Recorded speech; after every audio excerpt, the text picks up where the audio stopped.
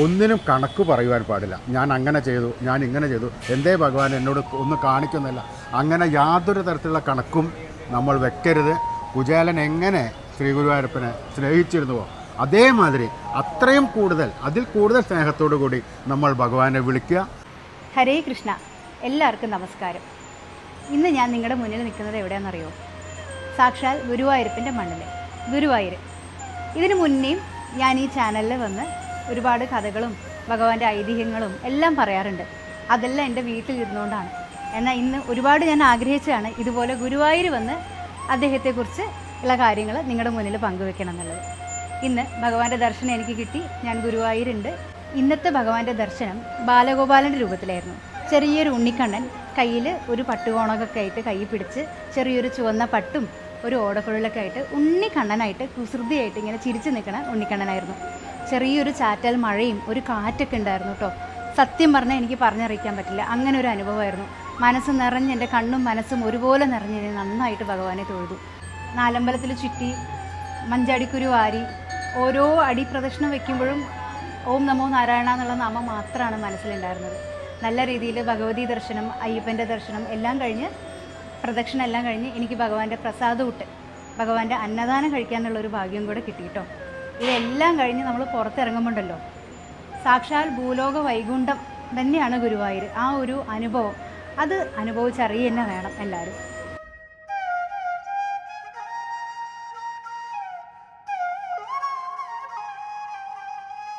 ഗുരുവായൂർ തൊഴുത് വന്നു കഴിഞ്ഞാലുള്ള എൻ്റെ ഒരു സ്ഥിരം പരിപാടിയാണ്, ഗുരുവായൂരിൽ നിന്ന് തിരിച്ച് വീട്ടിലേക്ക് മടങ്ങുമ്പോൾ ചെറിയൊരു ഉണ്ണിക്കണ്ണൻ്റെ വിഗ്രഹം വാങ്ങിക്കൊണ്ട് വീട്ടിലേക്ക് മടങ്ങുക എന്നുള്ളത്. പലരും ശ്രദ്ധിച്ചിട്ടുണ്ടാവും എൻ്റെ കഥകളിലൊക്കെ. ഏതെങ്കിലും രീതിയിലുള്ള കൃഷ്ണവിഗ്രഹത്തിൻ്റെ അടുത്ത് നിന്നിട്ടാണ് ഞാൻ കഥകൾ പറയാറുള്ളത് ഈ ചാനലിൽ. ഓടക്കുഴലുള്ള കണ്ണൻ, ഓടക്കുഴലില്ലാതെ കൈ ഇങ്ങനെ പിടിച്ചു നിന്നിട്ട് എന്താ വേണ്ട നിനക്ക് എന്ന് ചോദിക്കുന്ന രീതിയിലുള്ള കൃഷ്ണന്മാരുണ്ട്. വെളുത്ത നിറത്തിലുള്ള വിഗ്രഹങ്ങളുണ്ട്, നീല കളറ്, കറുത്ത കാർമുകിൽ വർണ്ണൻ്റെ, അല്ലേ? അങ്ങനെ പലതരത്തിലുള്ള കൃഷ്ണവിഗ്രഹങ്ങൾ എൻ്റെ വീട്ടിൽ തന്നെ ഉണ്ട്, 5-6 എണ്ണം. ഓരോ തവണയും ഗുരുവായൂർ വിടുമ്പോൾ എനിക്ക് എന്തെങ്കിലും ഒന്ന് വാങ്ങണം, അതൊരു സന്തോഷമാണ് മനസ്സിന്. എന്നാൽ ഇത്തവണ ഞാൻ വിചാരിച്ചു എനിക്കൊരു ചതുർബാഹു, ശംഖ് ചക്ര ഗദാപത്മത്തോടുകൂടെ ചതുർബാഹു രൂപത്തിലുള്ള ഒരു മഹാവിഷ്ണു വിഗ്രഹം വേണമെന്നൊരു ആഗ്രഹം. അങ്ങനെ എന്തോ അറിയില്ല, ഇന്നിപ്പോൾ ബാലഗോപാലൻ്റെ ദർശനം കിട്ടിയതുകൊണ്ടാണോ എന്താണെന്നറിയില്ല, ഇന്ന് എനിക്ക് അങ്ങനെ ഒരു തോന്നലാണ്. അങ്ങനെ ഒരു വിഗ്രഹം എവിടെ കിട്ടും എന്നുള്ളതാണ്. കാരണം ഒരുപാട് തരത്തിലുള്ള കൃഷ്ണവിഗ്രഹങ്ങൾ നമ്മൾ പലയിടത്തും കാണാറുണ്ട്.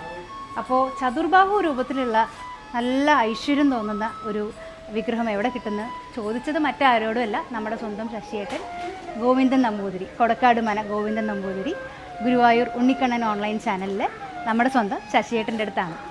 ഇതാണ് അദ്ദേഹം പറഞ്ഞ ചതുർബാഹു രൂപത്തിലുള്ള കൃഷ്ണവിഗ്രഹം. എന്തൊരു തേജസ്സാണ് നോക്കൂ. ഞാൻ മനസ്സിൽ ആഗ്രഹിച്ച പോലെ തന്നെയാണ് എനിക്ക് കിട്ടിയ ഈ ഒരു വിഗ്രഹം. ശംഖ് ചക്രഗദാ പത്മത്തോടുകൂടെ ചതുർബാഹു രൂപത്തിൽ സർവ്വ ആഭരണങ്ങളും ഇട്ടിട്ട് സന്തോഷവാനായിട്ടാട്ടോ ഭഗവാൻ നിൽക്കണേ. എന്തൊരു ഐശ്വര്യം നോക്കൂ. നിങ്ങൾക്കും എന്തായാലും ഇഷ്ടമാവും. ഞാൻ ആഗ്രഹിച്ച പോലെ തന്നെയുള്ളൊരു വിഗ്രഹം എനിക്ക് കിട്ടി. ഇത് എവിടെ നിന്നല്ലേ? ദർശനത്തിന് ശേഷം പടിഞ്ഞാറേ നടയിലൂടെ പുറത്തിറങ്ങിയാൽ ലെഫ്റ്റ് തിരിഞ്ഞാൽ നേരെ എത്തുന്നത് എൻ അയ്യപ്പൻ നായർ സൺസിൻ്റെ ഷോപ്പിലേക്കാണ്. ഇവിടെ വിഗ്രഹങ്ങൾ മാത്രമല്ല കേട്ടോ, ഒരുപാട് ആൻറ്റീക്ക് ഐറ്റംസ് ഉണ്ട്. നിങ്ങൾക്ക് എന്തായാലും ഇഷ്ടപ്പെടും. ഗുരുവായൂർ വന്നവർ ഒരു തവണയെങ്കിലും ഈ ഷോപ്പിൽ വന്നാൽ നിങ്ങൾ പിന്നെ ഒരിക്കലും മറക്കില്ല. ഇവിടെ ഒരുപാട് പൂജാ സാധനങ്ങളും വിളക്കുകൾ, വിഗ്രഹങ്ങൾ, ഫോട്ടോ ഫ്രെയിംസ്, അങ്ങനെ ഒരുവിധം എല്ലാ ഐറ്റംസും ഉണ്ട്. എന്തായാലും ഒന്ന് വന്ന് നോക്കൂ, നിങ്ങൾക്ക് നല്ലോണം ഇഷ്ടമാവും.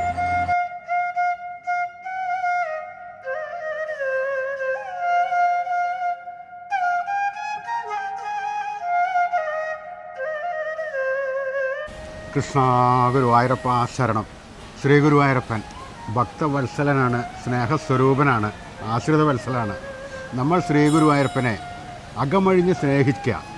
എത്രത്തോളം സ്നേഹം കൊടുക്കാൻ പറ്റുന്നുവോ ഭഗവാൻ അത് മുഴുവൻ സ്വീകരിച്ച് അതിൽ കൂടുതൽ സ്നേഹം നമുക്ക് തരും. നമ്മൾ സ്നേഹത്തോടു കൂടി എന്ത് വിചാരിക്കുന്നുവോ അത് ഭഗവാൻ കേൾക്കും, അത് ഉറപ്പാണ്. അതാണല്ലോ കുചേലൻ്റെ കഥ. കുചേലൻ ഒന്നും ചോദിച്ചില്ല, അങ്ങനെ ഇങ്ങോട്ട് മടങ്ങിപ്പോന്നു. പക്ഷേ ഭഗവാൻ എല്ലാം കണ്ടറിഞ്ഞ് കുചേലനെ കുബേരനാക്കിയില്ലേ, അതേമാതിരി അവർ തമ്മിലുള്ള ആ സ്നേഹമാണ് നമ്മൾ ഭഗവാന്റെ അടുത്ത് കാണിക്കേണ്ടത്. ഒന്നിനും കണക്ക് പറയുവാൻ പാടില്ല. ഞാൻ അങ്ങനെ ചെയ്തു, ഞാൻ ഇങ്ങനെ ചെയ്തു, എന്തേ ഭഗവാൻ എന്നോട് ഒന്ന് കാണിക്കുന്നില്ല, അങ്ങനെ യാതൊരു തരത്തിലുള്ള കണക്കും നമ്മൾ വെക്കരുത്. കുചേലൻ എങ്ങനെ ശ്രീ ഗുരുവായൂരപ്പനെ സ്നേഹിച്ചിരുന്നുവോ അതേമാതിരി അത്രയും കൂടുതൽ, അതിൽ കൂടുതൽ സ്നേഹത്തോടു കൂടി നമ്മൾ ഭഗവാനെ വിളിക്കുക. ഭഗവാൻ നമുക്ക് അതിൽ കൂടുതൽ സ്നേഹം വാരിക്കോരി ചുരിഞ്ഞു തരുന്നതാണ്. നമ്മുടെ ജീവിതമെല്ലാം സുഖമാക്കും, സുന്ദരമാക്കും ശ്രീ ഗുരുവായൂരപ്പനെ നിങ്ങളെല്ലാവരും സ്നേഹത്തോടു കൂടി പ്രാർത്ഥിക്കാം. ഹരേ ഗുരുവായൂരപ്പ ശരണം.